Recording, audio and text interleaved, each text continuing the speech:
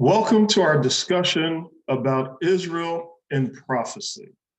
Today we're going to be discussing Israel in prophecy based on Jeremiah 31, verse 10. So if you have your Bibles, please turn to Jeremiah chapter 31, and we'll begin reading in verse 10. It says, "Hear the word of Yahweh, O nations, and declare it in the distant lands. He who scattered Israel will regather Israel and watch over her as a shepherd watches over his flock." So there's two parts here. He who scatters Israel, that's the first part, will also regather Israel. That's the second part. And this is based on Jeremiah 31, verse 10. We're going to have a series of 4 programs. We're going to show you who many of the Israelites were in ancient times all the way up till today.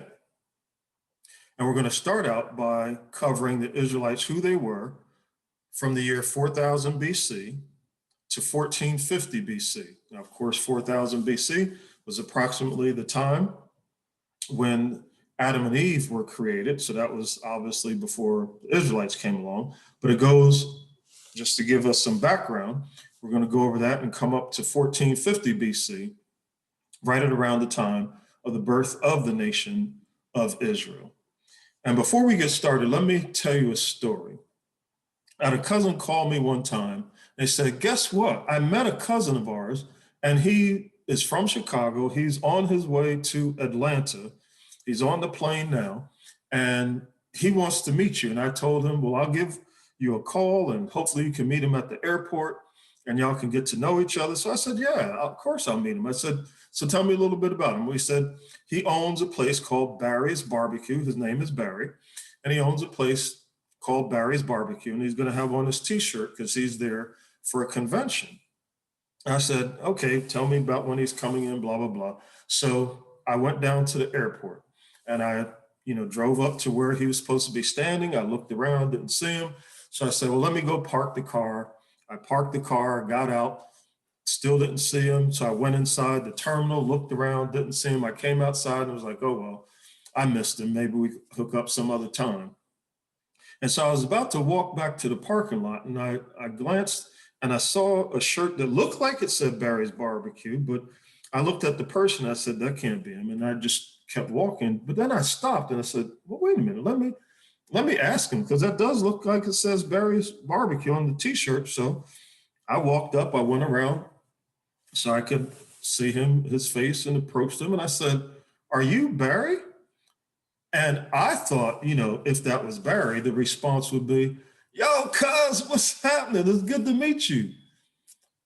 He said, "Yes, sir. My name is Barry. Good to meet you." And I was like, whoa, this is definitely not who I expected to see, what I expected to see. So in other words, I was expecting Barry to look a certain way, to behave a certain way, and he looked nothing like what I was expecting, and his reaction was nothing like what I expected. So because I was looking for the wrong person in that sense of the word, I could have really walked off and never turned around, because he was just not the person I was expecting.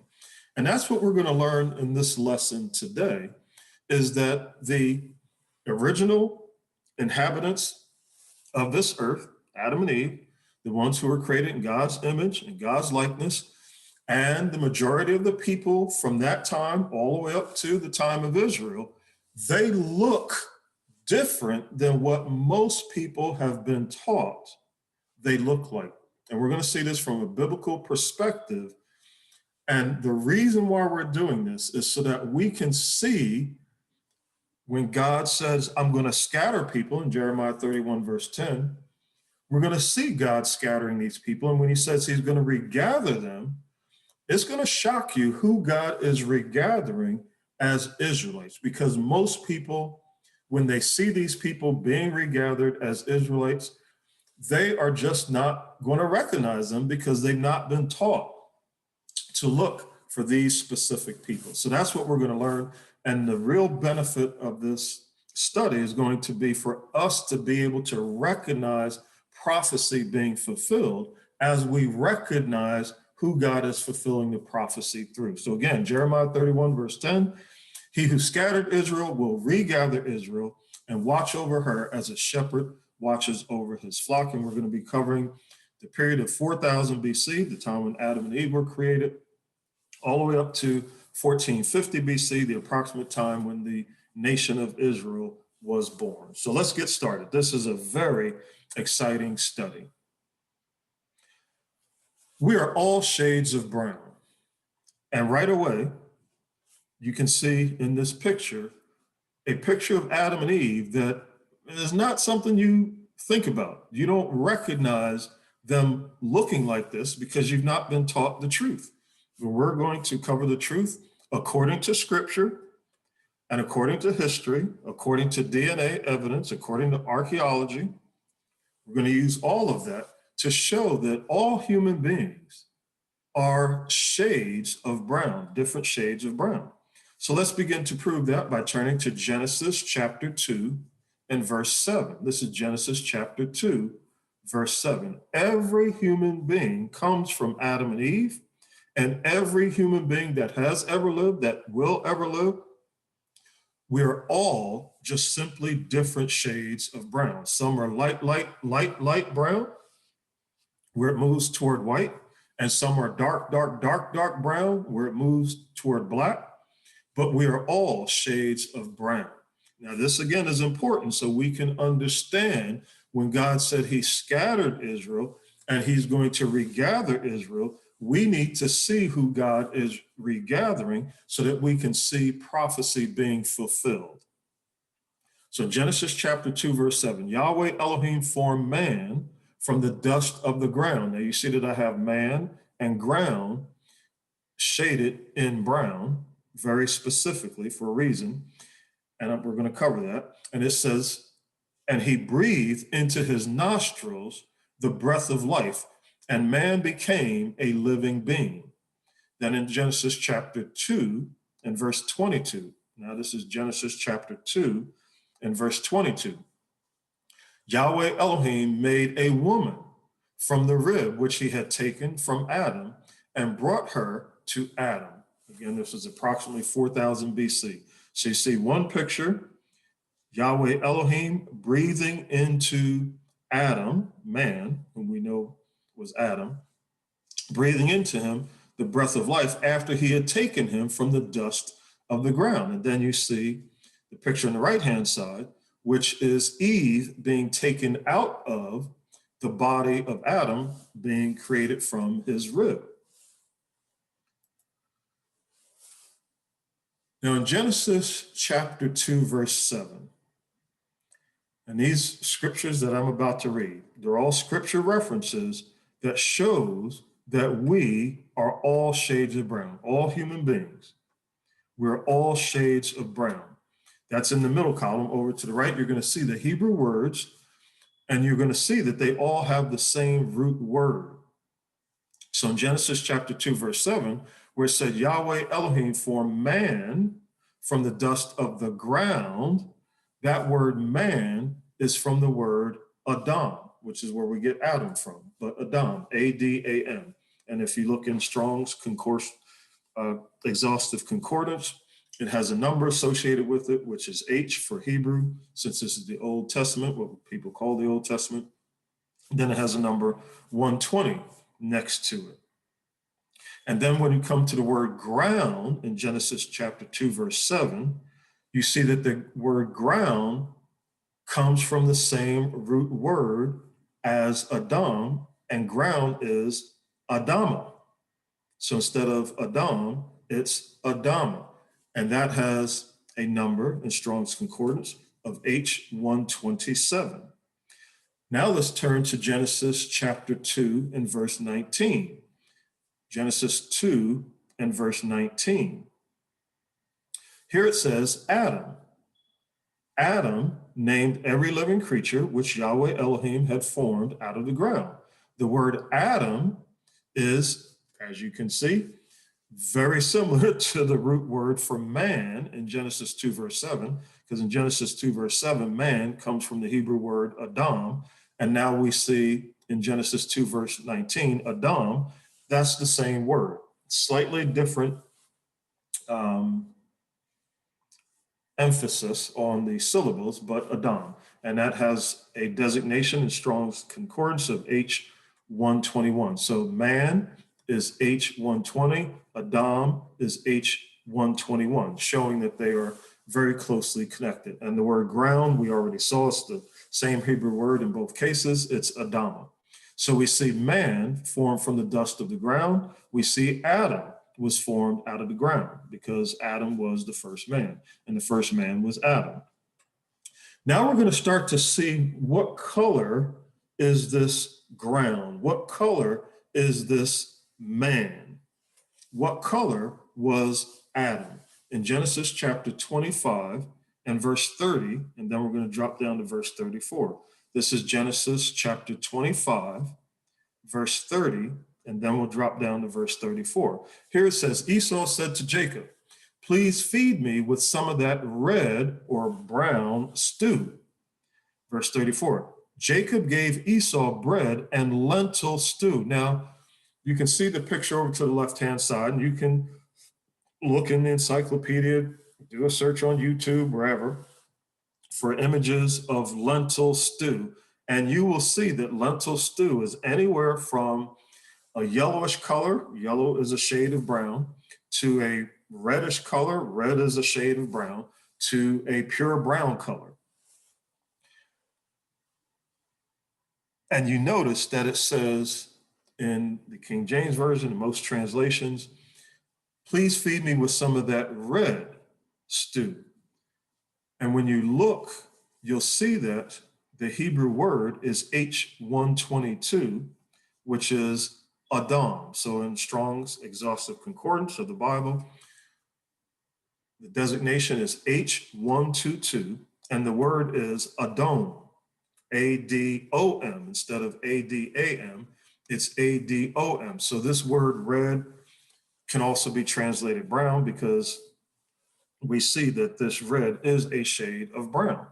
And the reason why I'm emphasizing this is we're not talking about the color red as in blood red. We're talking about a person who was formed from the dust of the ground, and we see the color of most dirt is brown, although you do right here in Georgia have red Georgia clay, what they call red Georgia clay, but even that is a shade of brown. And then when you mix it with lentil stew, you can see more and more what the color brown would have been like, what shade of brown it would have been like. But let's continue because there's more to this.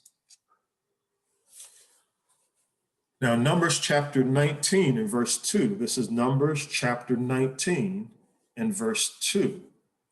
This is what it says. This is a statute of the law which Yahweh has commanded. Tell the children of Israel to bring you a red heifer without spot, in which is no defect, and which was never yoked. So now we see the word red again, and we see that it is the same Hebrew word that we just went over, Adom, A-D-O-M, and Strong's designation is H122. So we just saw that, where it's the red lentil stew. So you think about a red heifer, that's a red cow, a red female cow in particular. So a red heifer without spot, in which is no defect. So think about this for a second. Have you ever seen a blood red cow? I don't think so. Maybe you've seen a cow that has definite reddish undertones moving in that direction, but like a bright red, reddish, red, like blooded cow, the color of blood, it's probably pretty doubtful that you've seen that. Now, we're going to look at a video, and you'll notice in the upcoming video that the red heifer is a shade of brown. And just like the reddish brown cow and dirt in the upcoming video, Adam and Eve were also brown. Now you're going to see a brown cow and you're going to see brown dirt, and yet they call this a red heifer. So let's watch this video. And this video is from the Temple Institute. And this Temple Institute, it's a bunch of Jewish people who are trying to get together everything that's needed to rebuild and rededicate a temple. You know that Solomon built a temple that was destroyed, and then Ezra and Nehemiah participated in the building of the temple, and that was destroyed. And so now a third temple is being planned for construction, and Temple Institute has a lot to do with making sure that all of the elements that went into the temple, the construction of it and the operation of it, that they have it all together so that when the signal is given, they can go into motion. So look at what they are doing to breed a red heifer. For 2,000 years, we've been waiting for a perfect red heifer, a parah adumah. You know, people think that finding a real red heifer is impossible. But the truth is, there are thousands of red cows throughout the world. Go to Google and search for images of red cows, and you'll see red Angus in America, you'll see Shetland in the Scottish Highlands, and you'll see red cattle in Norfolk Island, just to mention a few. There are many red cows throughout the world, and the challenge is not to find a particular red cow. The challenge is to raise a perfect red heifer according to the exact biblical requirements here in the land of Israel. Well, it's time to stop waiting and start doing. The Temple Institute has embarked upon an unprecedented historical project to raise a herd of red cows here in the land of Israel.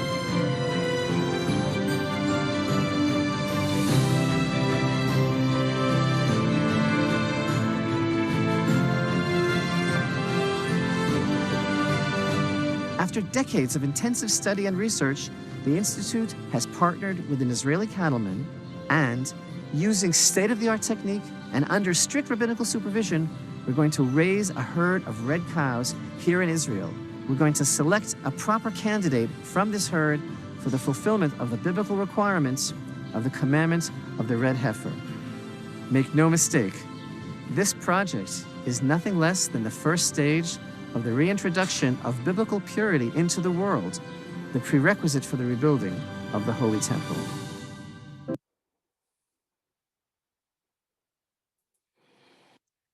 All right, so we saw now a red cow, which obviously had some red overtones to it, red tint, but I think we would all agree that was a brown cow.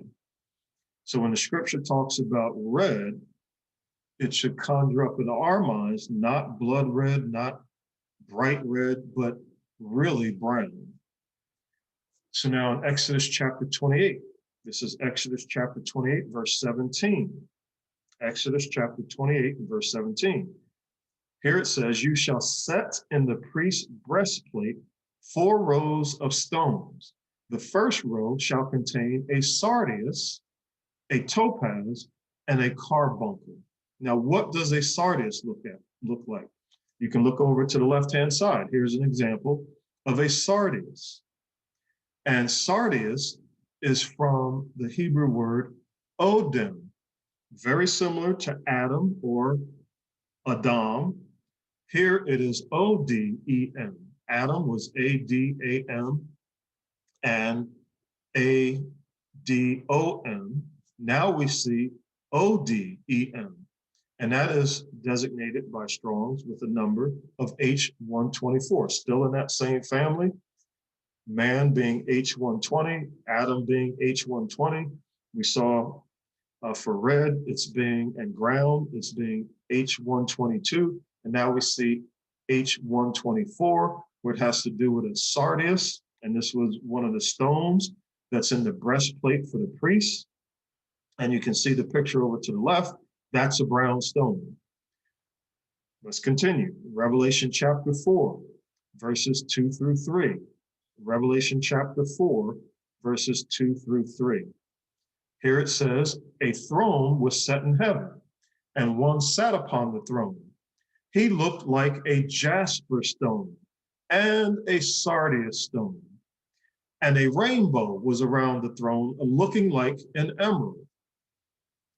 If you look, again, in encyclopedia, for jasper, you'll see different shades, but it's primarily a brown stone. So a jasper and sardius paints an image of what the Most High looks like. And this is very important because when the Most High said to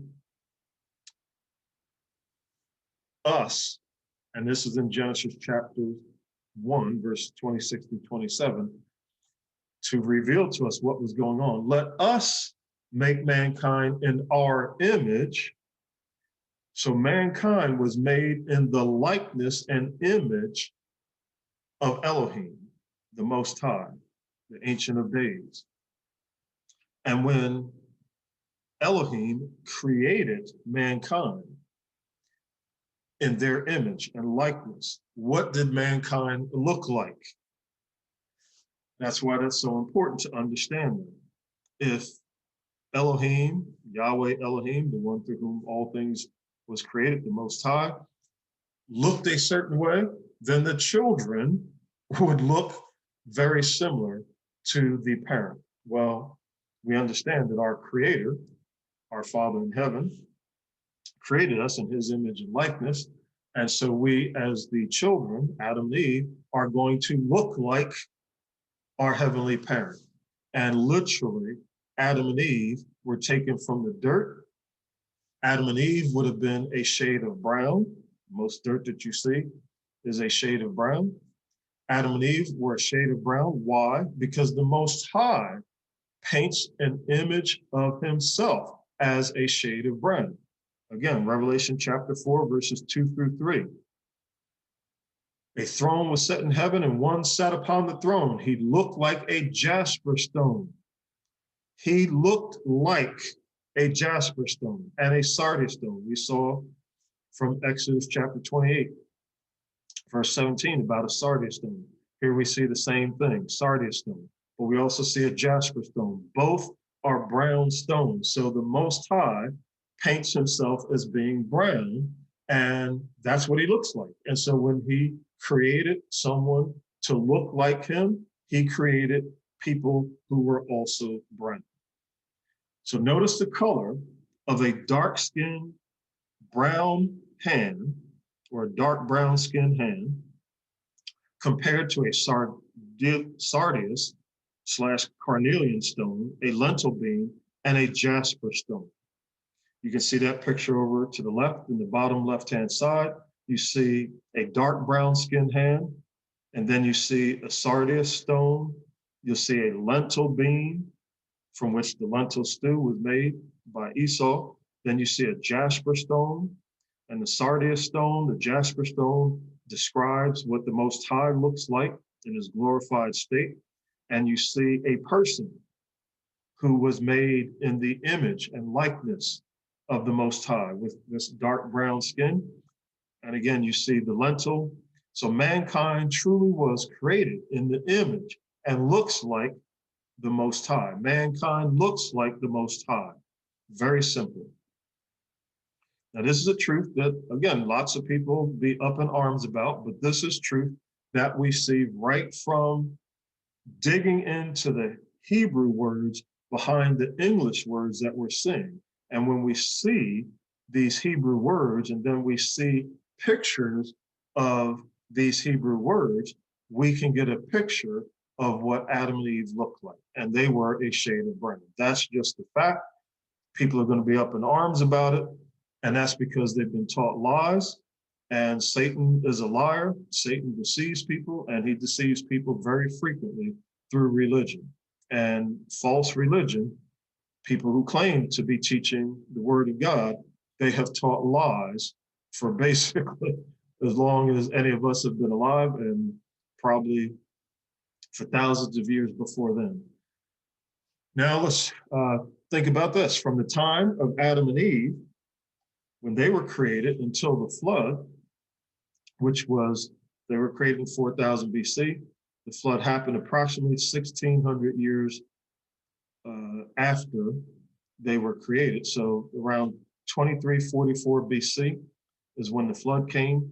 So from the time of Adam and Eve's creation until the flood, mankind multiplied on the earth, both in terms of population and in sinfulness. As the number of people grew, the sinfulness of people grew. Now, in Genesis chapter 6, verses 5 through 8, we're going to read something also very interesting. Genesis chapter 6, verses 5 through 8. Yahweh saw that the wickedness of mankind was great in the earth, and that every imagination of their hearts was completely evil. Yahweh experienced sorrow because of making mankind on the earth, and it grieved him in his heart. Yahweh said, I will destroy from the surface of the ground mankind, along with animals, creeping things, and birds of the sky. So the same people that he had made from the dust of the earth, from the surface of the ground, he's saying, I'm going to destroy them off of the surface of the ground. Mankind's going to go back to the dust from which he came. But there was someone who God spared. In verse 8, it says, but Noah found favor in Yahweh's eyes. In order to preserve humanity, God chose Noah. And then in Genesis chapter 7, verses 1 through 13, this is Genesis chapter 7, and in verses 1 through 13. We're not going to read all of it, we'll skip around. But in verse 1, it says, Yahweh said to Noah, come with all of your household into the ark, for I have seen your righteousness before me in this generation. Skipping down to verse 4. In 7 days, I will cause it to rain on the earth for 40 days and 40 nights. I will destroy every living thing that I have made. Now in verse 6, Noah was 600 years old when the flood of waters came on the earth. And then in verse 13, in the same day, Noah, his wife, his sons, Shem, Ham, and Japheth, and their 3 wives entered into the ark. So that's a total of 8 people came through the flood, survived it, and they repopulated the earth. So however many people there were on the face of the earth from Adam and Eve's time until the flood, all of those people were wiped out except for 8. And then God started to repopulate the earth through Noah and his wife, and then his 3 sons, Shem, Ham, and Japheth, and then their wives. And so here's a picture of what they could have looked like. All of them different shades of brown, because we're all shades of brown. Only 8 people survived the flood, which occurred in 2344 BC. So you have Mr. and Mrs. Noah over to the left, Mr. and Mrs. Shem to the right of them, and you see different shades of brown there. Mr. and Mrs. Japheth, which would be the lightest ones in the group. You see them in the blue and orange. And then you have Mr. and Mrs. Ham, and they probably would have been the darkest ones. So when you get to Mr. and Mrs. Shem, you can see they're a middle shade of brown.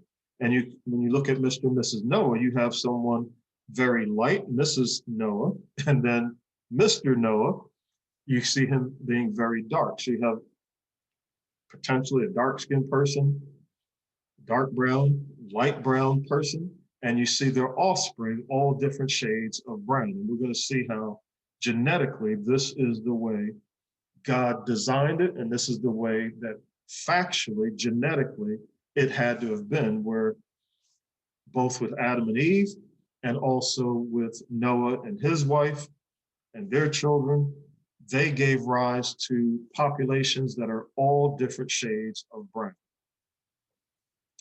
All right, so in Genesis chapter 11, we're moving forward in time now. Genesis chapter 11, verses 1 through 9, this is after the flood. So this would have been maybe 1700 years after the flood. It says or not after the flood, but after creation, a couple of years after the flood. So it says here in Genesis 11, verses 1 through 9, the whole earth was of one language and purpose. As they traveled eastward, they found a plain in the land of Shinar, and they lived there. Now, when it says they traveled eastward, just look at a map, you'll see where Mount Ararat is in Turkey, and most anthropologists, most biblical historians have pinpointed Mount Ararat as the place where Noah's Ark would have come to rest. So then you travel eastward and you leave from Turkey going eastward, and you'll come to the land of Shinar, which is the place we think of the Euphrates Valley, where the Euphrates River is, where Iraq is today, and definitely where Babylon was anciently. So they traveled eastward and they found a plain in the land of Shinar and lived there. They said, come, let's build ourselves a city and a tower whose top reaches to the sky, and let's make a name for ourselves, lest we be scattered across the whole earth. Verse 5, Yahweh came down to see the city and the tower which the people built. Yahweh said, behold, they are one people, and they all have one language, and this is what they begin to do? Now nothing will be withheld from them which they intend to do. Verse 7, come, let's go down, and there confuse their language, that they may not understand one another's speech. So you confuse the language to slow down their progress, because they were progressing toward real rebellion against God. And God is like, oh, we got to slow this down. And that rebellion against God would have eventually led to their destruction. And God saying, no, I have a plan, so let me slow this down. And then another thing that Yahweh did is Yahweh scattered the people, so that not only were people speaking different languages and they couldn't understand each other, but he also separated them. So through physical distance, it's hard to travel, to meet together, and to do something like building a tower in defiance to God. So it says in verse 8, Yahweh scattered them abroad. From there on the surface of all the earth, they stopped building the city. Therefore, its name was called Babel, because there Yahweh confused the language of all the earth. So when you talk about Babylon, Babylon is about confusion. So Babylon, mystery religion, as it says in Revelation chapter 17, where we talk about somebody, they're babbling, like blah, blah, blah, blah, blah. They're making no sense. It's confusing. Well, that's where this has its origination. And it says, because there Yahweh confused the language of all the earth. From there, Yahweh scattered them abroad on the surface of all the earth.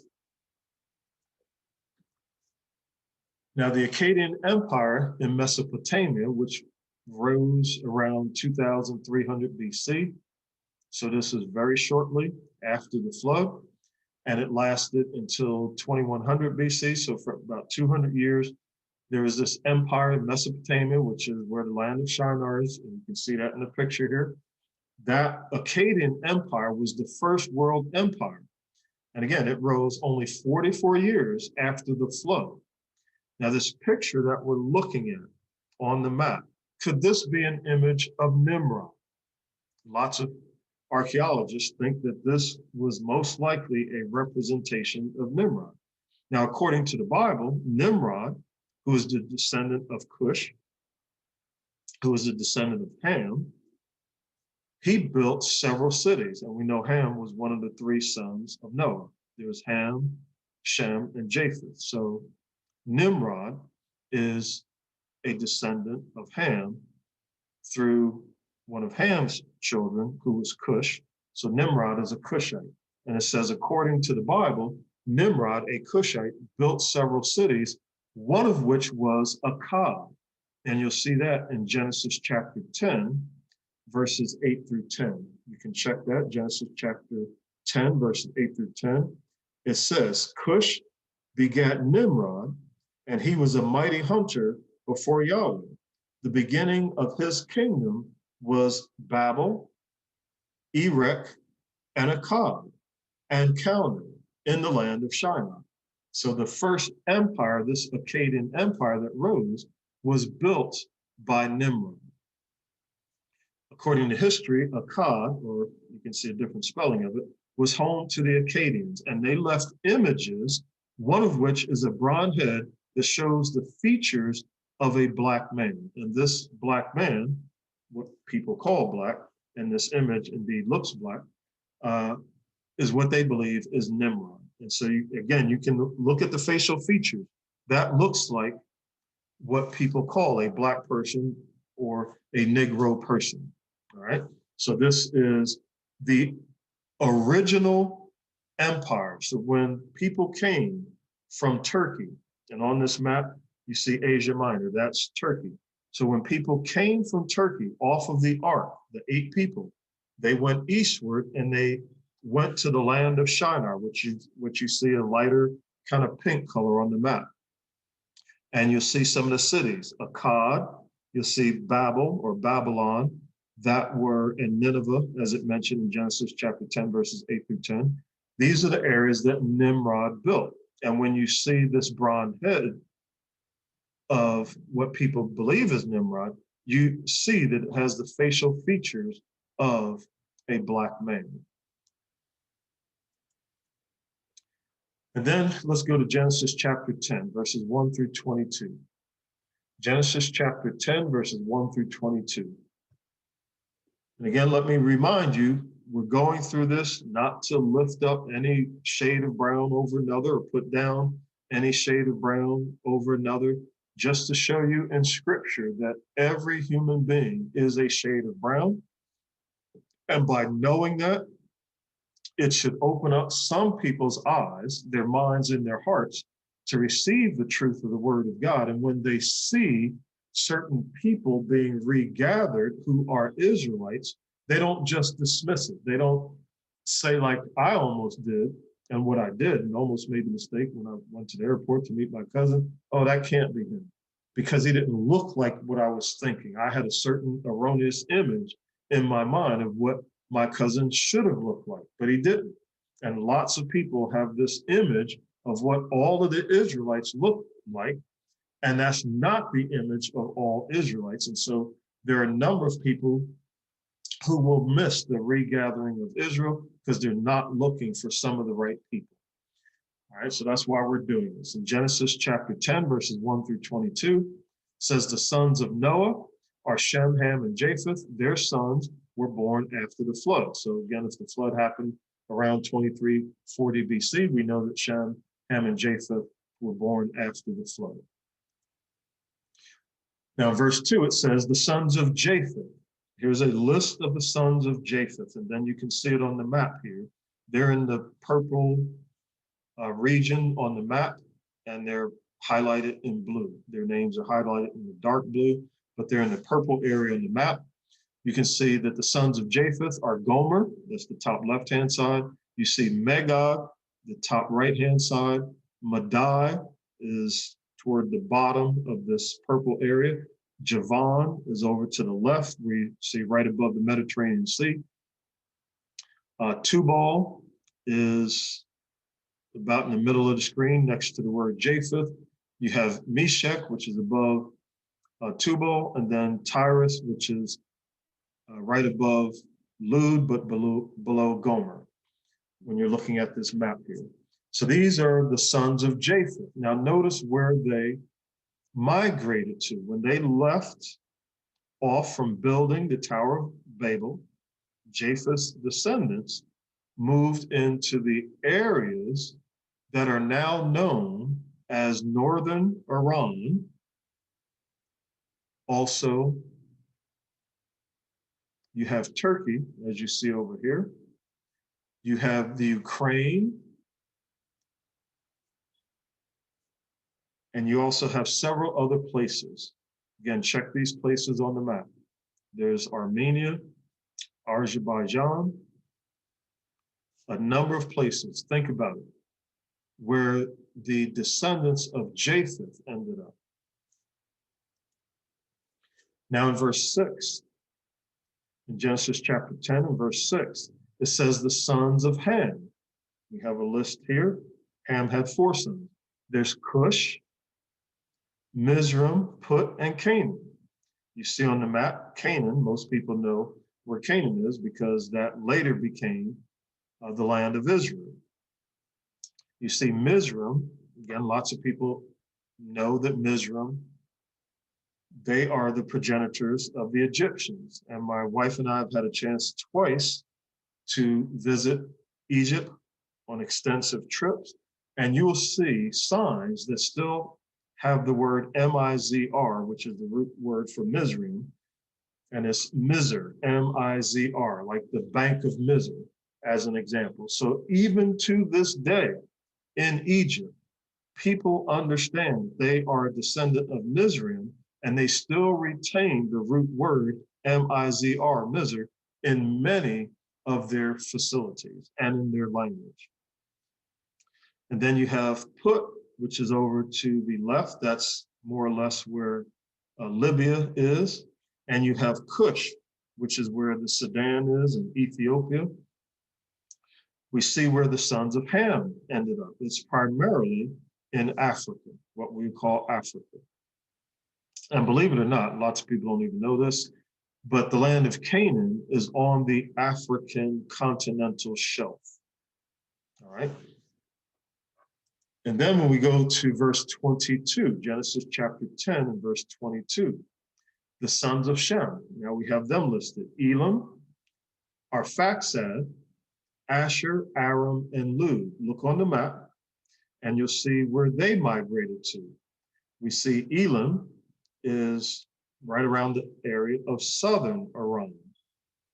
Then we have Arphaxad, which you see is right above Kuwait, right below Iraq. And then you have Asher, which is above Arphaxad, and you'll see that's right above the Euphrates River and the Tigris River. You have Aram or Aram, and that's right where Syria is. And then you have Lud, and Lud is over there in the southern part of Turkey. So very interesting to see where people migrated to after the flood, when people were dispersed, when Yahweh scattered people, where they were scattered to. We're going to learn more about this very shortly. I have a question for you. Who were the Hebrews and the ancient Israelites? Do you know, out of all of the descendants of Ham, Shem, and Japheth, where the Hebrews come from and where the ancient Israelites come from? Do you know which one of these descendants of Noah and his wife, and they had 3 children, Ham, Shem, and Japheth, and of course, these 3 sons all have wives. So from where do the Hebrews and the ancient Israelites come? Which one of these people do they come from? In Genesis chapter 10, verse 24, Genesis chapter 10, verse 24, it says, Arphaxad begat Selah, or Salah, and Salah begat Eber, and that's where we get the word Hebrews from. So Arphaxad begot Selah, and Selah begot Eber, or the Hebrews. We know the answer to our question from Genesis chapter 10, 24, that the Hebrews are descendants of Arphaxad, and Arphaxad, of course, is a descendant of Shem. And then 5 generations later, Terah was born. Terah, T-E-R-A-H. He was born 5 generations after Arphaxad. So let's take a look at that. And then it's going to help us to understand who are the ancestors of the ancient Israelites. In Genesis chapter 11, verses 27 through 31, this is Genesis chapter 11, verses 27 through 31, it says that Terah fathered Abram and Haran. Haran fathered Lot. Verse 28, Haran died in Ur of the Chaldees. Now verse 31, Terah took Abram, Lot, the son of Haran, and Sarai, Abraham's wife, or Abram's wife, and they went from Ur of the Chaldees to go into the land of Canaan. But first they came to Haran and lived there. So you can see some of these places on the map. And it says that Terah is the father of Abram. So we know that Abram would be a descendant of Arphaxad in particular. And so now, if you know your history, you see where we're going, that the Israelites are a descendant of Arphaxad specifically. Out of the descendants of Shem, the particular son of Shem is Arphaxad. That's where the Israelites, that's where the Hebrews, and later the Israelites came from. And you can see, as the scripture shows, that they were in Ur of the Chaldees, and Haran, who's Abraham's brother, died there, and Haran's son Lot, who's Abram's nephew, then they were taken by Terah, and they went to this place that they settled in, and they called it Haran after Terah's deceased son, after Abraham's deceased brother, after Lot's deceased father. They named it Haran. You can see that there in the map. And then they left from Haran and they came into the land of Canaan. So they went first north along the Euphrates River from Ur, which is right below Babylon. They went north. They came to Haran along the Euphrates River, which makes sense. That's where water is, because you see right to the left, there's the Arabian Desert. Why cross a desert when you can go along water, fresh water, have all the water you want? Obviously, things will grow next to the water when it's fresh water like that. And so they followed that up north, and then they came down south, and they would have come down south following the path of the Jordan River, again, where there's water. So they come down south, and they come into the land of Canaan. Now in Genesis chapter 12, verses 4 through 5, Genesis chapter 12 and verses 4 through 5. Abram left Haran when he was 75 years old. He brought with him into Canaan Sarai, his wife, and Lot, his nephew. Now this would have been around 1880 BC. Around 1880 BC is when Abram would have come into the land of Canaan. And that's when he was 75 years old. Then we're not going to read all of chapters 13 through 35 in the book of Genesis, so we're just going to summarize it. But if you have the time, the inclination, you can read in Genesis chapters 13 through 35, all of those chapters, because that gives an overview of the peoples that are listed on the chart that you see over to the right. And in Genesis chapter 32 specifically, it talks about Jacob and how his name was changed to Israel. So that's where you get the Israelites from. And let's follow it on the chart. You see Terah at the top. Terah was the father of Abraham. Abraham married Sarah, and then they gave birth to Isaac. Isaac married Rebekah, and these are all highlighted in brown, circled in brown. And you see that Isaac and Rebekah gave birth to Jacob. Then Jacob's name was changed to Israel. And we know that was about when he was 100 years old, which would then bring us to around 1700 BC, around 1700 BC. And then his sons become the Israelites, which we can see that Jacob married Rachel and Leah, plus he had two handmaidens, Zilpah and Bilhah. And you can see that Leah gave birth from Jacob and Leah. They gave birth to Reuben, Simeon, Levi, Judah, Issachar, Zebulun, and they also had a daughter, Dinah. And then with Zilpah and Jacob, they gave birth to Gad and Asher. With Jacob and Bilhah, they gave birth to Dan and Naphtali. With Jacob and Rachel, they gave birth to Joseph and Benjamin. So that's how that chart goes. You also see that I highlighted in yellow that Abraham also took his wife Hagar, and Hagar and Abraham together gave birth to Ishmael, and that's where you get the Ishmaelites from.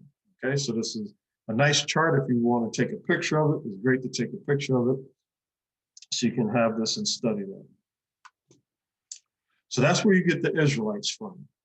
Now, we're up to around 1700 BC at this time, and we're still talking about what shades of brown and establishing the fact, continuing to establish the fact that all of us are shades of brown. And I want you to notice now who the Israelites intermarried with. All right, there's a lot of intermarriage. And there is no such thing as interracial marriage because we're all one race. We're all a part of the human race.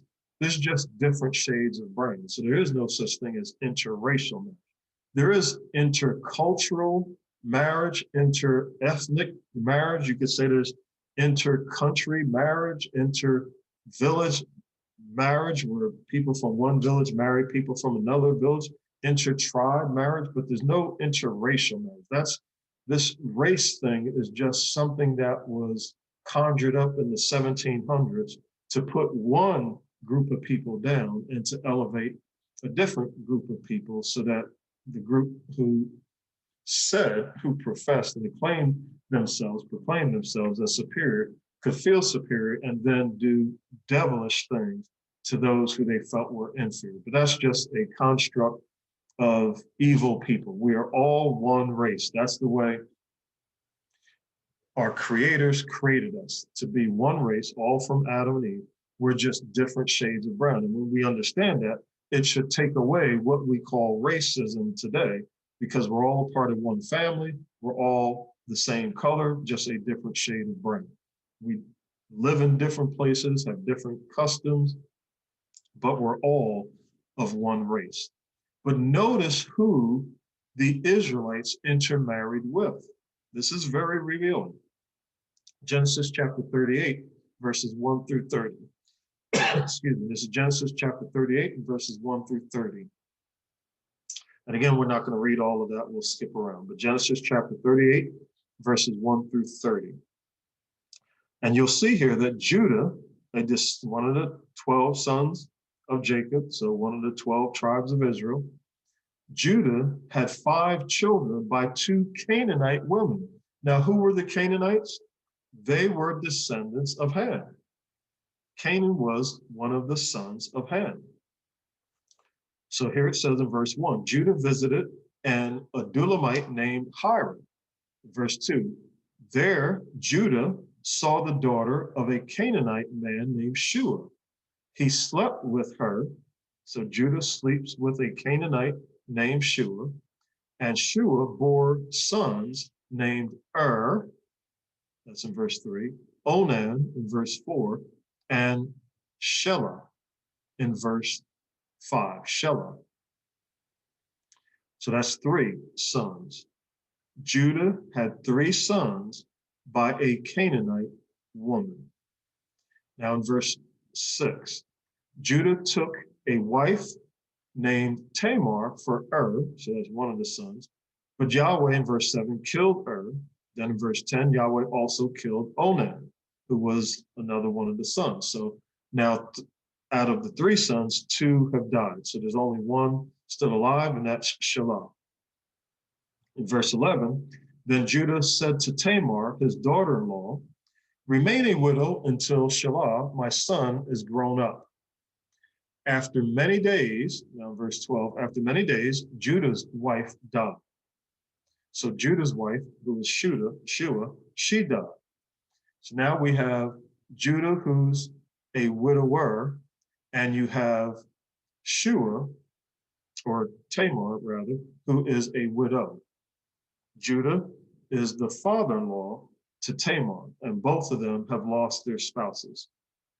Judah's now single, and Tamar is also single. But Judah wanted Tamar to wait until his other son, Shelah, grew up so that Shelah and Tamar could get married. In verse 14, Tamar dressed like a prostitute, for she saw that Shelah was grown up and she wasn't given to him as a wife. All her life, she's waiting for this guy to grow up so they can be married. He grows up, they're not married, so she says, I'm going to take things into my own hands because I want to have children. So in verse 16, Judah slept with Tamar, for he didn't know that she was his daughter-in-law. She dressed up as a prostitute, and she went to her own father-in-law and seduced him, and Judah ended up sleeping with her. Of course, this is sin on all sides, for he didn't know that she was his daughter-in-law. But he did know that she was a prostitute. And he knew that he shouldn't be sleeping with a prostitute, but he didn't. Verse 24, about 3 months later, Judah was told, Tamar is pregnant. Verse 25, Tamar informed Judah that he was the father of her child. Verse 27, in the time of her travail, behold, twins were in her womb. Verse 29, the first was named Perez. In verse 30, the second was named Zerah.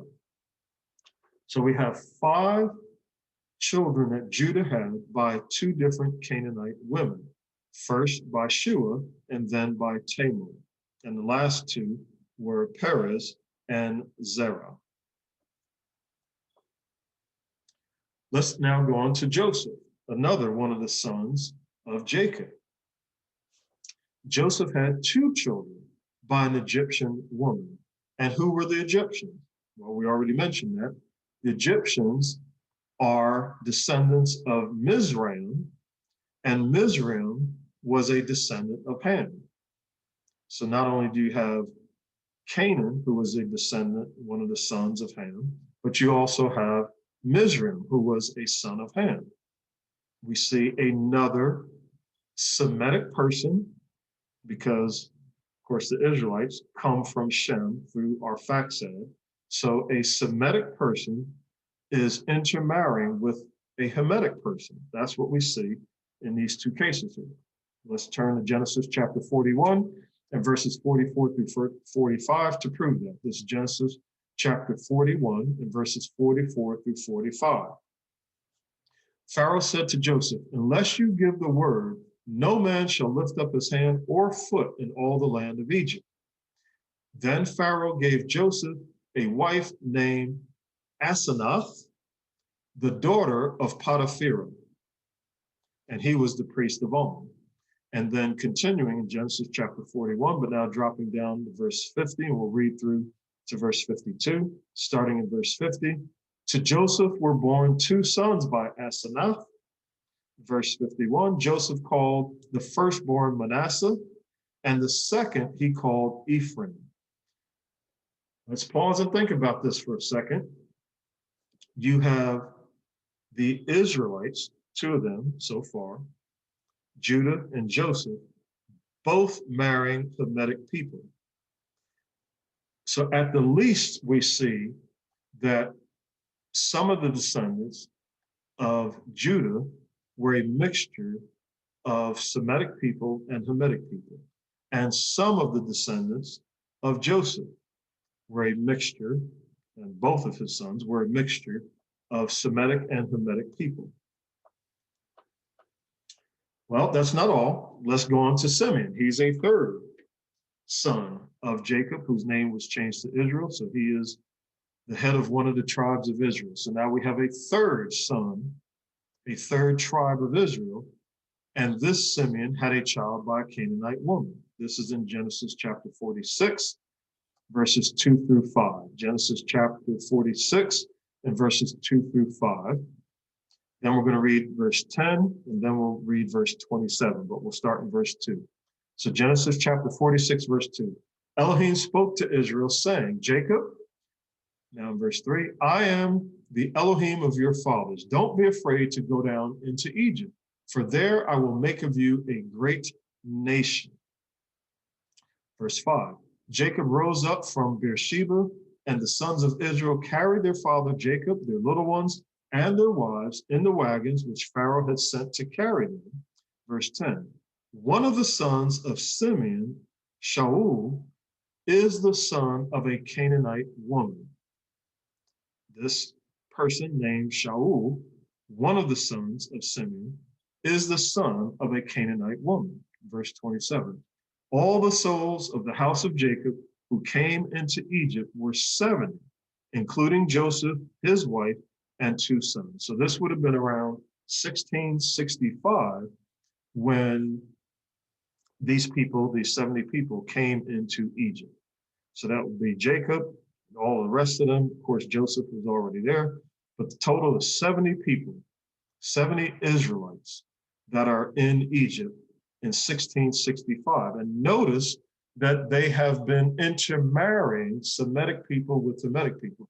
Now, again, everybody who studies the scriptures deeply, who studies it from a historical point, who studies it from an anthropological standpoint, who studies it from an archaeological standpoint, who studies it from a biological standpoint, from a geographic standpoint, they will tell you that the Hamitic people ranged in various shades of brown from light brown, kind of like a reddish brown, to dark brown near black. Those were the Hamitic people. And you have these Semitic people intermarrying with them. And we know that all people are a shade of brown. So you have whatever shade the Israelites were at this time, you know they were intermarrying with Hamitic people who are known to be anywhere from white brown to dark brown. So very interesting. This is also interesting for us to think about. Approximately 10%, which is 6 out of 70, of the Israelites were half Canaanite or half Egyptian. We know the skin color of Hamites. What was the skin color of the Semites or the Israelites? Again, I know people are going to be upset when they view what we're teaching here, but that's their problem because they've been taught lies. They want to believe something. They don't want to believe something else. They reject the truth. Well, that's on them. I'm sorry, but we teach the truth here. And we're going to see unbiased, just facts, truth. What was the skin color of the Semites, the Israelites? Well, if you go to this hyperlink that I have, which is Britannica.com, with the topic being the Hyksos and the Egyptian dynasty, you see a picture here of people who are light brown on the left-hand side, and they have afros. And then you look at people on the right-hand side, which are a darker shade of brown. And we know that these people on the right-hand side are Egyptians, people descended from Ham, specifically from Mizraim, the son of Ham. We know the color of the Egyptians. Now, you might see something on TV today. Most of the people that look European, they are not the original Egyptians. They're people who migrated into Egypt. And then on the left-hand side, you will see the Hyksos, which are a light brown color, like a tan color, where you have the Egyptians that are a middle brown color. So let's talk about this relief that you'll find that came from Egypt. And again, my wife and I had a chance to go to Egypt twice. We've seen people, and you will see the Egyptians who are the native Egyptians.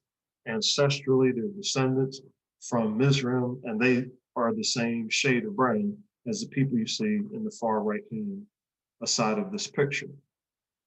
But what the Britannica Encyclopedia has to say about this under the topic of Hyksos, it says it's a dynasty of Palestinian origin. So notice this, the Hyksos are a dynasty of Palestinian. Where is Palestine? That's another name for Israel, okay? So same landmass, just like it used to be called Canaan, now it's called Israel. Well, it's also been called Palestine in the past, and of course you have Palestinians there today who live within Israel. It's called the Palestinian territory. So we know this area where they came from. So the Hyksos are a dynasty of Palestinian origin that ruled northern Egypt as the 15th dynasty. And that would be from 1630 to 1523 BC. Well, it's interesting. Think about this. People who have their origin in Palestine, the land of Canaan, later became known as the land of Israel. And these people ruled northern Egypt. Well, where were the Israelites when they went to Egypt? Where were they housed? They were housed in the northern part of Egypt. And when were they there?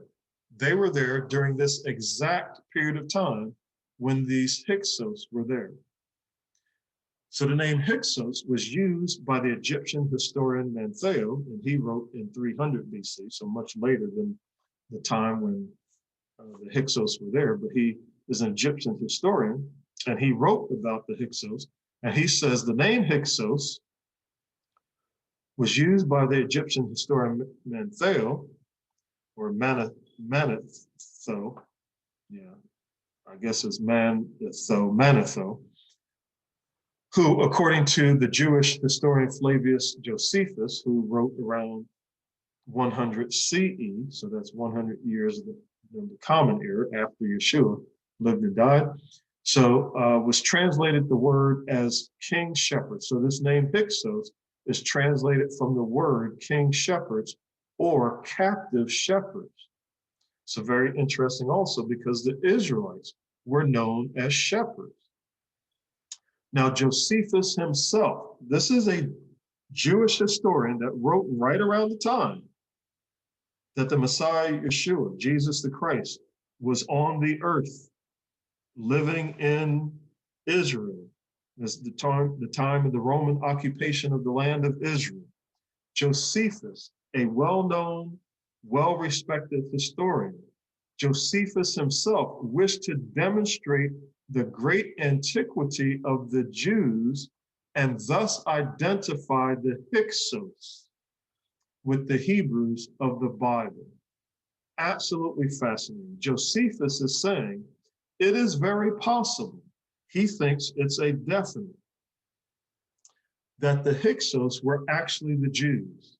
The Hyksos that were in Egypt, that was actually his ancestors, and more properly, not just Jews, but Israelites, because the Jews are just 3 tribes, which is Judah, Levi, and Benjamin. So it's all 12 tribes were there in Egypt. So the Israelites, he's saying, are the same as the Hyksos.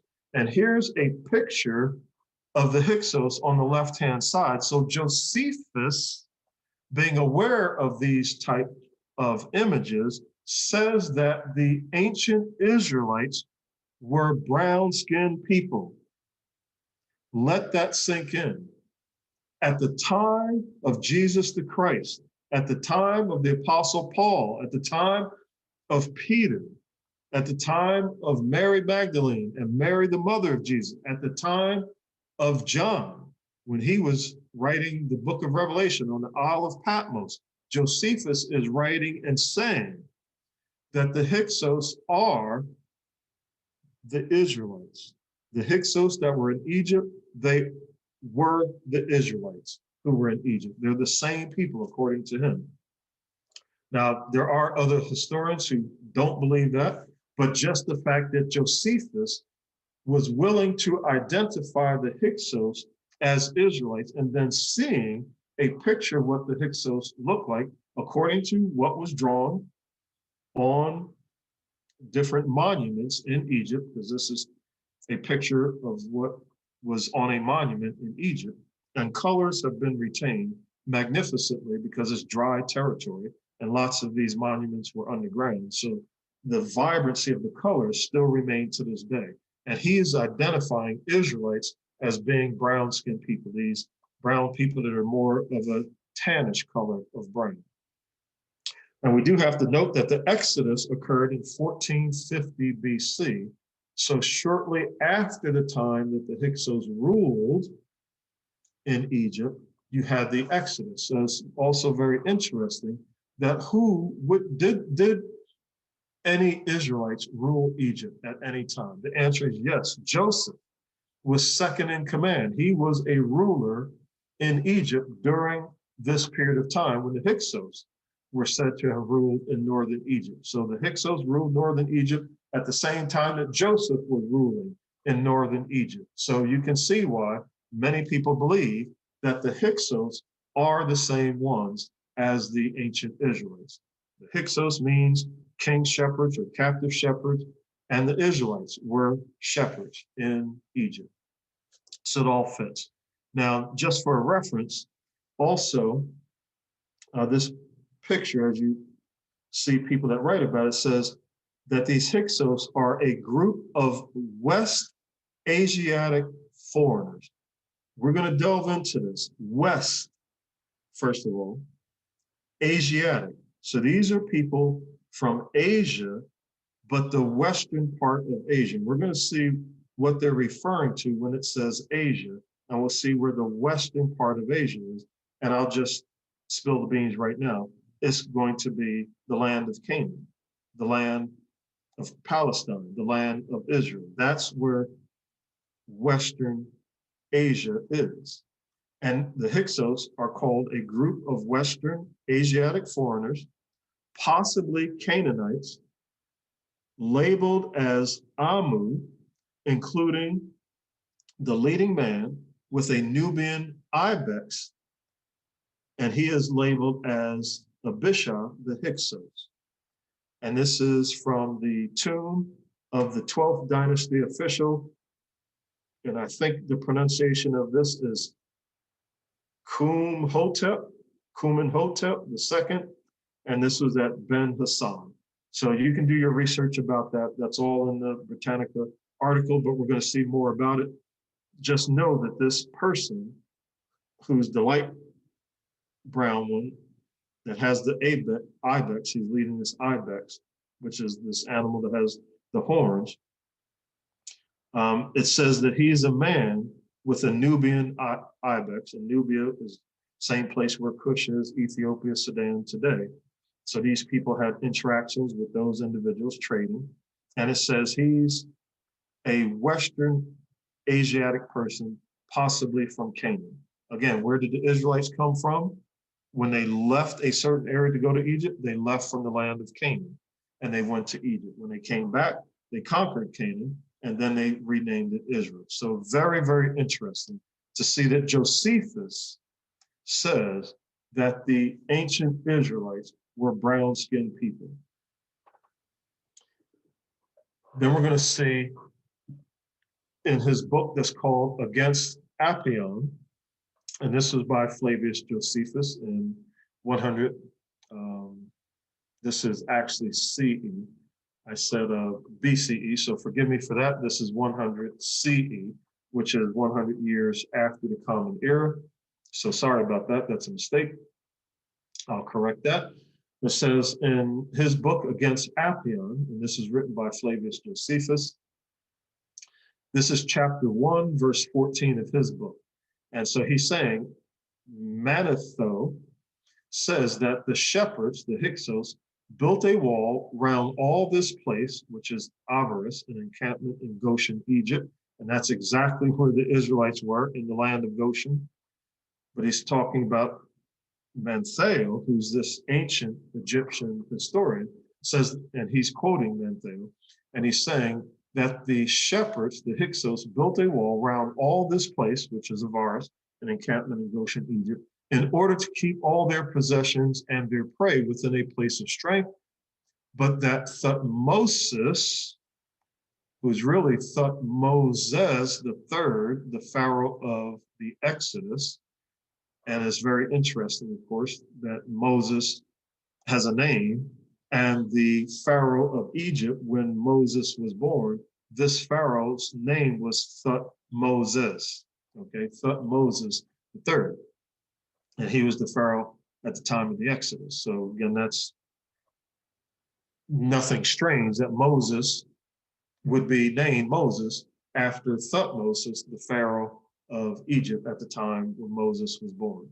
So he made an attempt to take these Hyksos by force and by siege with 480,000 men to lie rotund about them, but that upon his despair of taking the place by that siege, they came to a composition with them that they should leave Egypt and go without any harm to be done to them, whithersoever they would, and that after this composition was made, they went away with their whole families and effects, not fewer in number than 240,000, and took their journey from Egypt through the wilderness for Syria, but that as they were in fear of the Assyrians, which are different from the Syrians, so because these Hyksos were going to settle in Syria, but because they were in fear of the Assyrians, who then had dominion over Asia,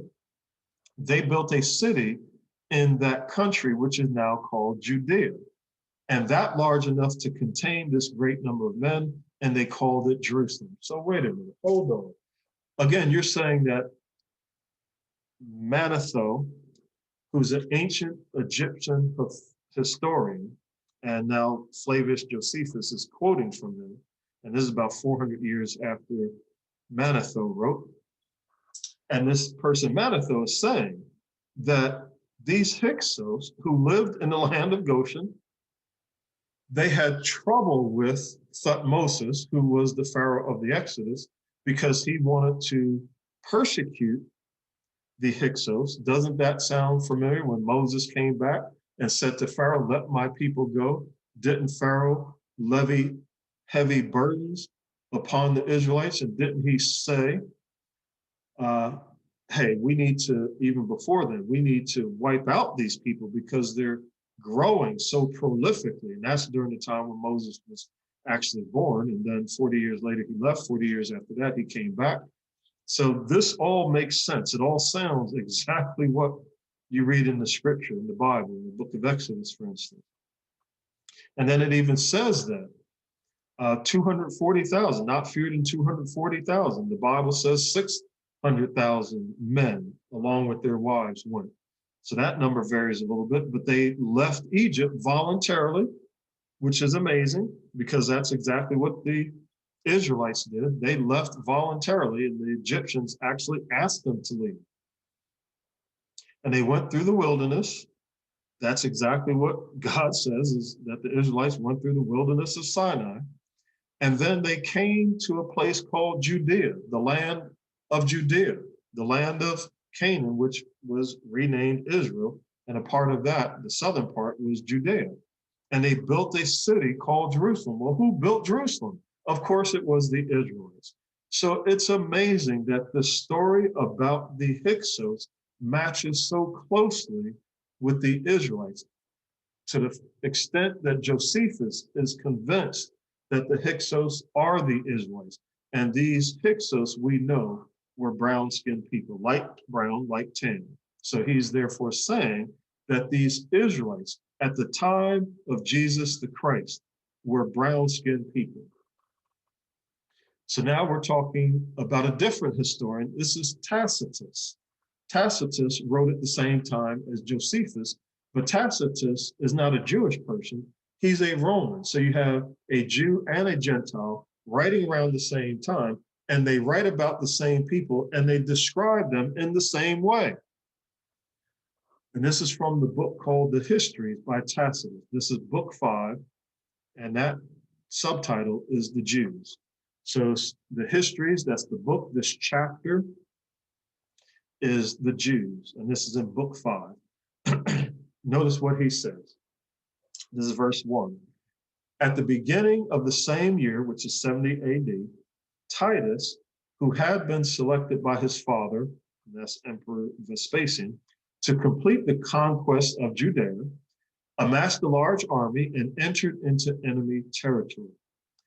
He, being Titus, advanced in an orderly fashion, maintaining good reconnaissance and a state of readiness for battle, and encamped at no great distance from Jerusalem. Again, this very famous, so Tacitus is just recounting what happened when Titus came against Judea, and he destroyed Judea, he destroyed Jerusalem, he destroyed the temple. This was in 70 AD. He slaughtered approximately 1 million Jewish people, and at least 1 million more were sent into exile. So this is very well-known history, very well documented. And this is what Tacitus is writing about, is this period of time. And so now in verse 2, he says, as I am now to record the death agony of a famous city, which is Jerusalem, it seems appropriate to inform the reader of its origins. Many assure us, so notice that, many assure us, at this time, it was common knowledge.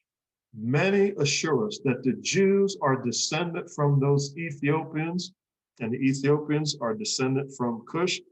Cush is descended from Ham. Ham, everybody knows that the Hamitic people were anywhere from the light tan brown that you saw in the picture of the Hyksos that we just saw, to dark, dark brown. You look at the darkest person on the face of the earth, and some of the darkest people on the face of the earth are the Sudanese people. They are descendants of Cush.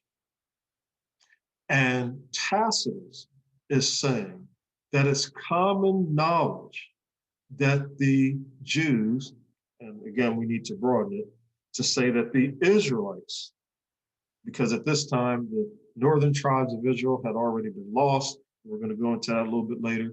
So all of the tribes just became known as Jews, but truly, scripturally speaking, there are 10 tribes that were part of the north, and then there were 3 tribes that were part of the south, and that was Judah, Benjamin, Levi. They became known as Jews.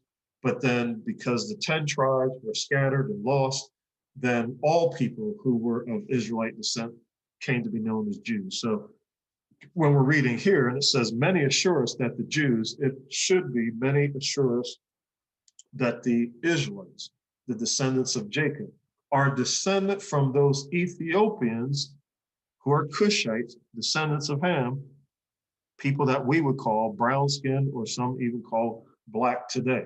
Israelites being identified as black people who were driven by fear and hatred to immigrate from their home country when Cepheus was king. And Cepheus is not a real person. That's, like Zeus or any of these other kind of people that are made up. They're not real people, all right?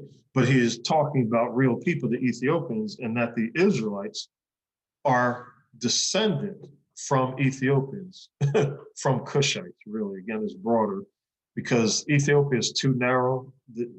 In our understanding today, when Tacitus was writing, Ethiopia encompassed not only the place that we know as Ethiopia today, but also it encompassed the place where we know as Sudan today, and also it encompassed the place that we know of Somalia today as Somalia. So it encompassed a much broader area. So that's why I have in brackets the Cushites. Very, very interesting. Now, if you look at Cushites in Egyptian art, this again is a relief taken from a monument in Egypt on the left-hand side. That's a Cushite in Egyptian art. Look at modern day Cushites, some of them. This is a particular tribe. Look at the same hairstyle. Look at the same red band around the head, a red headband. Look at the same beard, mustache. Look at the same features. It looks like the person on the right could just be placed on top of the person on the left or vice versa, and you would not know the difference, though we're talking about maybe at this point, maybe a 3,000-year difference. And yet you can see the similarities that these modern Cushites have retained the same type of cultural expression and dress as ancient Cushites. And they're very proud people, rightfully so, because they've had a great civilization throughout history. So this is just showing you the color that Tacitus is saying was common knowledge. This is the way Israelites looked. And this is in 100 AD. So let's continue though. This is still Tacitus writing here, still in verse 2. There are some who say that a motley collection of landless Assyrians occupied a part of Egypt and then built cities of their own, inhabiting the lands of the Hebrews and the nearer parts of Syria. All right, let's pause here for a second. There are some, so the majority say that the Israelites are descended from the Cushites, obviously brown-skinned people. Here, he's saying there are some others, though, who say that there's a motley collection of landless Assyrians. Well, when you think about Assyrians, most, again, movies that you see where they picture the Assyrians, most drawings that you see when they picture the Assyrians, you think of somebody that today would look more like what we would call a white European. That's what is the image that comes to mind when people talk about Assyrians, okay? But let's see what ancient historians said about what the Assyrians look like, not what modern day people say they look like when they're trying to rewrite history and when they're trying to whitewash history to make certain people look a certain way that they did not look like in reality. All right, so there are some who say that, a motley collection of landless Assyrians occupied a part of Egypt and then built cities of their own, inhabiting the lands of the Hebrews. So Assyrians inhabiting the lands of the Hebrews. They were landless, and somehow they got to Egypt, and then they left Egypt and they came into the land that now is possessed by the Hebrews. All right, so let's look at this. Why does it say Assyria? Why does it say Syria, the nearer parts of Syria? Well, in Deuteronomy chapter 26, verse 5, this is the book of Deuteronomy, chapter 26 and verse 5. We find so many interesting things in the scripture. A lot of people just have read over this, don't think about it in its historical context. But Deuteronomy chapter 26, verse 5. My father was a Syrian ready to perish. And this is being written by Moses. So he's talking about Jacob. That's who he's talking about, is Jacob. My father, Jacob, was a Syrian ready to perish. Now, why was he considered a Syrian? It's because you remember that Jacob, after he shafted Esau out of his birthright, Esau was ticked off and Esau wanted to kill him. And so Jacob fled. Where did he flee to? He fled to Syria to be with Laban. And that's where he met up with Rachel and Leah. So he fled, Jacob fled to Syria, and he was ready to perish. He was thinking he was going to die there. That was his place of refuge, but he knew that Esau was coming after him with full fury and with an army to express his fury. So this is what it's talking about. My father Jacob was a Syrian ready to perish. Now he went down into Egypt and lived there, few in number. There he became a great, mighty, and populous nation. So you know that Jacob married Rachel and Leah. He left from Syria, came back to the land of Canaan, had more children by Leah and Bilhah. Yeah, I think that's it. So Rachel and Leah, and then there was Bilhah and the other handmaid. I forgot who it was now. But anyway, so he had children by 4 different women, and that's where the 12 sons of Israel came from, and the one daughter, Dinah. And then they multiplied to become 70 people, and then those 70 people went into Egypt. So that's what it's talking about. He went down into Egypt and lived there, few in number. There was only 70. Joseph and his wife, Asenath, and their 2 children, Manasseh and Ephraim, were already there. And then Jacob and the rest of his family, they went there to meet up with Joseph. They lived in the land of Goshen, the northern part of Egypt, at the same time that the Hyksos were there. And lots of people believe that the Israelites are the Hyksos and the Hyksos are the Israelites. And then they became a great, mighty, and populous nation. Then in Deuteronomy 26, verses 6 through 8, this is verses 6 through 8, the Egyptians afflicted us.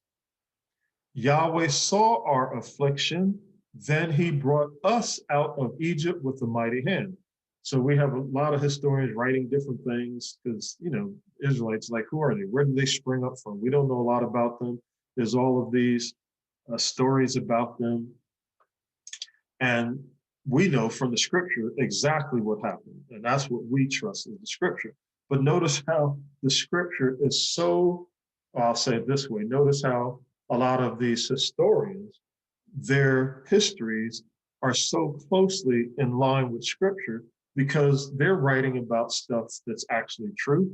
And we know that the Bible is true. Although they might make some errors here and there, we see that their history corroborates what's written in the Bible. So the Egyptians afflicted us. Yahweh saw our affliction, then he brought us out of the land of Egypt with a mighty hand. Same thing that Tacitus is writing about. Then at the top of the pyramid, Deuteronomy chapter 26, verse 9, it says he brought us into Canaan for our possession. So we see that Tacitus is writing the same thing that we see in the book of Deuteronomy that God inspired Moses to write.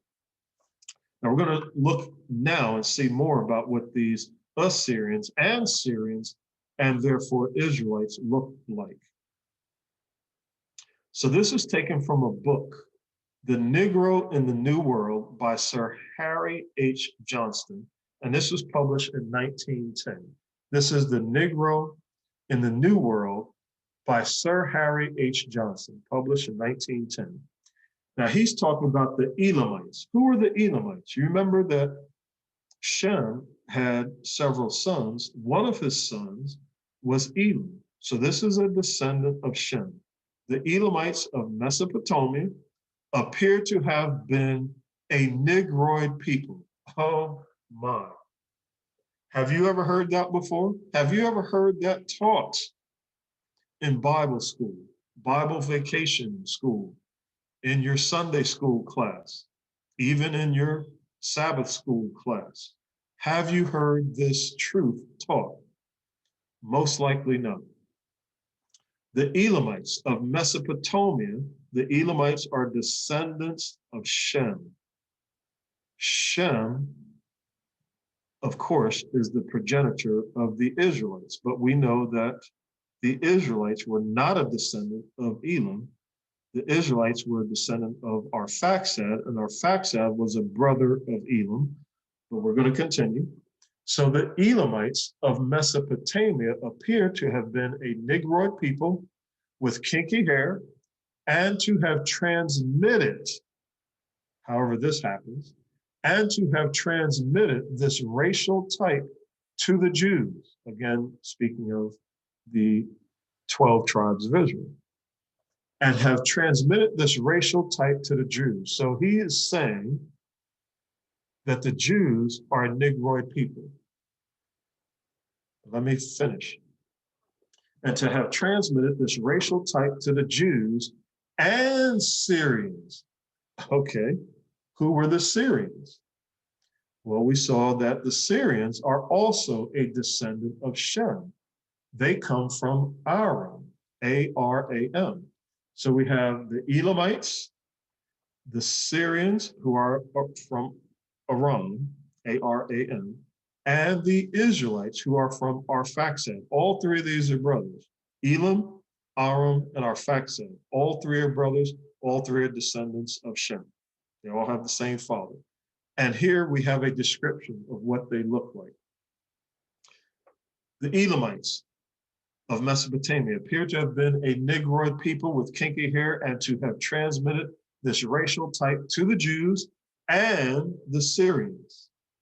There is a curliness of the hair together with a Negro eye and full lips in the portraiture of Assyria. Well, who were the Assyrians? The Assyrians are descendant of Ashur. Who was Ashur? A-S-S-H-U-R. Who was Ashur? Ashur was a brother of Elam. Ashur was a brother of Arphaxad. Ashur was a brother of Aram. Aram is the progenitor of the Syrians. Arphaxad is the progenitor of the Israelites. So even the Assyrians are described as being a Negroid people. And that conveys the idea of an evident Negro element in Babylonia. Well, of course, in Babylonia, you have the Negro element. Why? Because we know that Nimrod, who built the first world civilization, Akkad being one of the places, the Akkadian Empire, and also he built Nineveh, he built Babylon, and was the leader of building the Tower of Babel. He's a descendant of Cush. Cush is a descendant of Ham. The Hamitic people are well known to be what some people would describe as Negro people. We'll just say, because everybody's all the same color of brown. And Negro, by the way, means black. Okay, so anyway, you have all of these people, the Hamitic people, being described as anywhere from light brown to dark brown. And this is in Babylonian, the founder of the First World Empire. So obviously there's a Negro element there.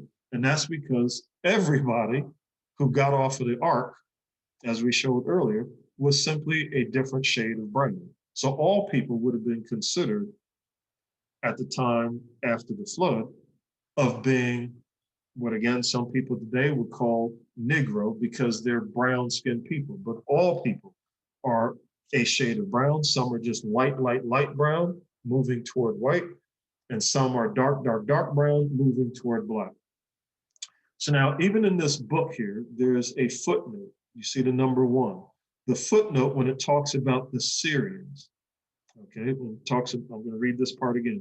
The Elamites of Mesopotamia appear to have been a Negroid people with kinky hair and to have transmitted this racial type to the Jews and Syrians.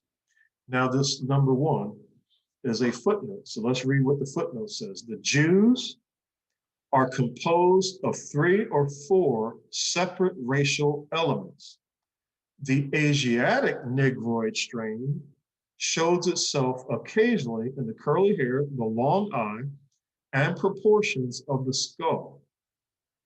So this is talking about the Syrians that are described as Asiatic Negroids.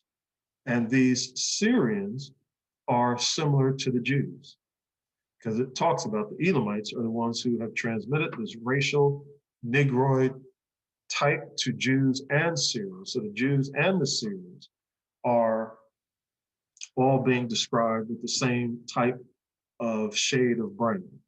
So it says the Asiatic Negroid strain shows itself occasionally in the curly hair, the long eye, and proportions of the skull. Now it talks about the Jewish hybrids with the Negro in Jamaica and Guinea reproduce most strikingly the Assyrian type. So we have the Jews who are also associated with the Syrians. They are considered the Asiatic Negroid strain. And that means, as we're going to see in the next couple of minutes, this Asiatic Negroid strain, and remember that the Hyksos were Western Asiatic people. You saw the shade of brown of the Hyksos, that was a tan brown, a lighter skinned brown. Now he's talking about the Assyrians, and he's saying the Jewish hybrids with the Negro in Jamaica and Guyana reproduce most strikingly the Assyrian type. So if you were to look at Jews who lived in Jamaica and Guyana, you look at them and you say, now let's look at some Assyrians, and you'll say these Jewish hybrids, the Negroes of Jamaica and Guyana, these Jewish hybrids, they all look more like the Assyrians, and the Assyrians look like them. So when we're talking about Assyrians, Ashur, the son of Shem, is also described as a black person, what today would be called a black person, a Negro person, a brown-skinned person. And you see a picture over here that he has in his own book, The Negro in the New World, and this is how he drew people, or whoever drew this, but this is a depiction of these people that he's talking about. Very much if you go to Africa today, you'll see people dressed like this. And he's saying that the Elamites, the Syrians, the Assyrians, and the Israelites, all descendants of Shem, all brothers, look like these brothers in the picture. Absolutely amazing. So this is the same quote that we just read, but now this quote is at the forefront of a map. And I want to show you again where these people come from. So the Elamites, that's over here, bottom right-hand side. This is in the green. I guess that's a greenish color, turquoise color. The Elamites of Mesopotamia appear to have been a Negroid people with kinky hair and to have transmitted this racial type to the Jews. The Jews are descendant of Arphaxad, which you see here. And it was this Negroid racial type was transmitted to the Syrians. The Syrians, you see Syria here, it's kind of blotted out. That's right above Aram. And there's a curliness of the hair together with the Negro eye and full lips in the portraiture of Assyria, who's Assyria Ashur, which conveys the idea of an evident Negro element in Babylonia. Where's Babylonia? Right here below Asher, near where Arphaxad is. So you see the Euphrates River, the Tigris River. That's where Babylon was, the Tower of Babel. That's Babylonia. There's a Negro element there. Of course there is, because all people who got off the boat, the ark, which we believe was settled on Mount Ararat, they went eastward to the plain of Shinar. They built Babylon, Akkad, which became the Akkadian Empire. That was led by Nimrod, a descendant of Cush, a descendant of Ham, well known to be brown, dark brown-skinned people, i.e. Negroes. So of course there's this whole Negro element there, because all people living at that time were a different shade of brown. There's no disputing this. This is truth. People want to look the other way. Some might have already turned off this presentation because they're ticked off, but this is the truth, and it's coming to light more and more. And this is good because God is in the process of fulfilling prophecy. And when we see who God is returning as his people, then we see prophecy being fulfilled. It doesn't go over our heads. We don't miss it because we're looking for somebody else and we don't see who God sees as some of the Israelites. And all of these, Aram, Asher, Arphaxad, Elam, they're all descendants of Shem, okay? So let's go on. This is still, the histories by Tacitus, still with Tacitus. Now this is verse 3. Most authorities, however, agree on the following account. The whole of Egypt was once plagued by a wasting disease, which caused bodily disfigurement. So Pharaoh Bacchorus went to the oracle of Haman to ask for a cure and was told to purify his kingdom by expelling the victims to other lands as they lay under a divine curse. Thus a multitude of sufferers was rounded up, herded together, and abandoned in the wilderness. Doesn't that sound like the Exodus story? But one of them, who was called Moses, urged his companions not to wait passively for help from God or man, for both had deserted them, that they should trust to their own initiative and to whatever guidance first helped them to extricate themselves from their present plight. They agreed and started off at random into the unknown. And when we talk about Moses, Moses passed for an Egyptian. You can see that in Exodus chapter 2, verse 10, where it says Moses grew and Jochebed brought him to Pharaoh. And Jochebed, I think, was Moses' mother, and brought him to Pharaoh's daughter, and he became her son. So Moses became a son of Pharaoh's daughter. And obviously we know that Pharaoh and Pharaoh's daughter were brown-skinned people. So obviously Moses would have fit right in. If he wasn't a shade of brown that was similar to the Egyptians, he would have stood out and would have not been recognized as her son. So she trained him with Moses, or she weaned him with Moses, or left him with Moses, and said, because I drew him out of the water. So she named him Moses. Yes, she named him Moses and said, because I drew him out of the water. So Moses means being drawn out. And that's what God did. He had Jochebed draw him out of water, so he's named Moses. But he passed for an Egyptian. He was also mistaken for Egyptian. We can see that in Exodus chapter 2, verse 19. Exodus chapter 2, verse 19, it says, and this is after Moses had left Egypt, it says, they said, an Egyptian delivered us out of the hand of the shepherds.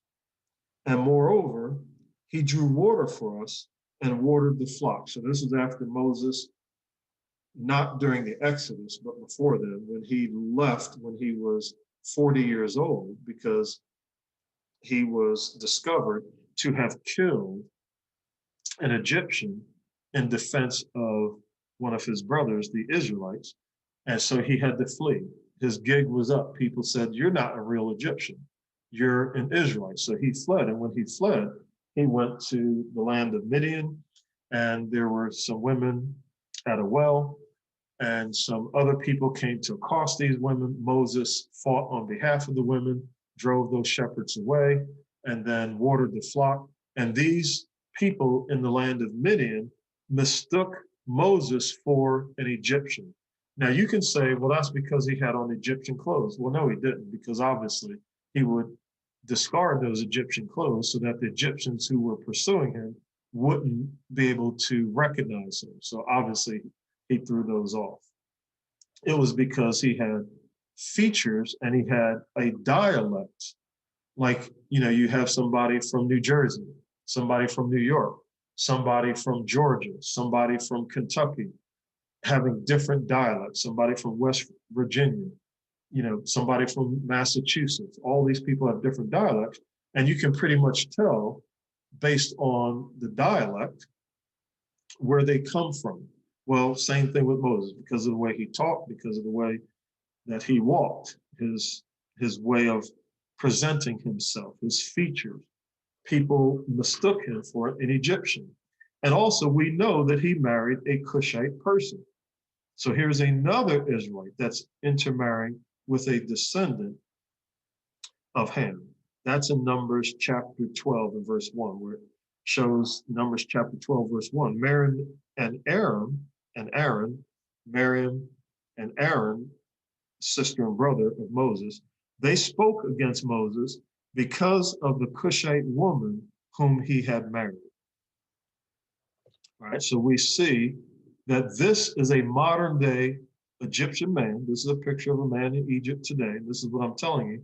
When you travel to Egypt and you talk to people and say, are you ethnically an Egyptian, not someone who immigrated here from a different country? Because most of the people in Egypt that you will see on TV, they're either descendants of the British who occupied Egypt most recently, or they're descendants of the Ottoman Turks who occupied Egypt for a long time. And they are in the north where it's most prosperous. The native Egyptians were pushed further south where it's less prosperous, where they're more desert, where it's in the middle, and also toward the south where you have the Nubians, and that's Sudan, for instance. So these are ethnic Egyptians. And this is, you go there today and you'll see people like this, that shade of brown. So this is a modern day Egyptian man, and we see a modern day Ethiopian woman. You go to Ethiopia today and you'll see women who look very much like this Ethiopian Cushite woman. So this is a modern day Egyptian man and Ethiopian woman, and they accurately depict what Moses and his Cushite wife would have looked like all the way up to 1450 BC. In the next message, we'll talk about with whom the Israelites interacted from 1450 BC on. We see that the Israelites often intermarried with Canaanites, with Cushites, namely the Ethiopians, the Sudanese, but also with descendants of Mizraim. So you have Hamitic people mixing, intermarrying with Semitic people. That was something common. That was not something that was uncommon. Their cultures were very much the same. They lived very much in the same area amongst one another. And so this is the truth that you're looking at, not what other people would want you to believe is exclusively what the Israelites look like back then, and they're the only ones that are Israelites today. No, there are many more Israelites that don't look like the picture that you have in your mind of Israelites. There are Israelites today. There have been Israelites all throughout Israelite history who look like these two individuals. That's today.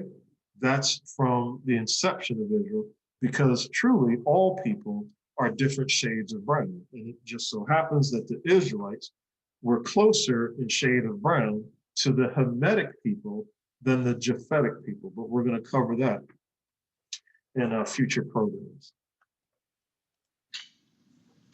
All right, so just to review, are foundational scriptures, Jeremiah 31, verse 10, and Jeremiah 31, verse 10, chapter 31, verse 10.